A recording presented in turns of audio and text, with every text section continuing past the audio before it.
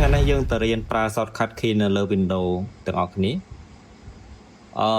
ឡូវខ្ញុំចង់បើកកម្មវិធី Word ខ្ញុំប្រើ Control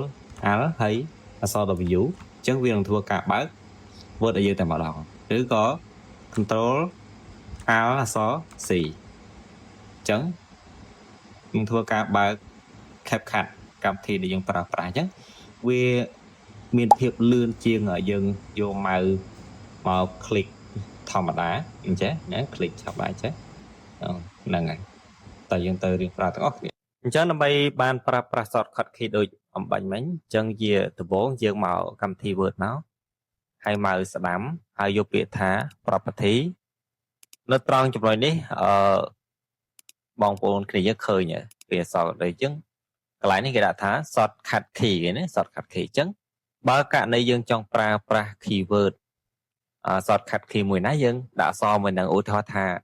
សរ Word អញ្ចឹង Word អញ្ចឹងខ្ញុំប្រើ W អញ្ចឹង W មកគ្រាន់តែចុច W តែមួយអញ្ចឹងវានឹងធ្វើការ generate ឲ្យយើងនេះរួចជាការស្រេចអញ្ចឹងគ្រាន់តែ apply ហើយ continue រួចហើយអូ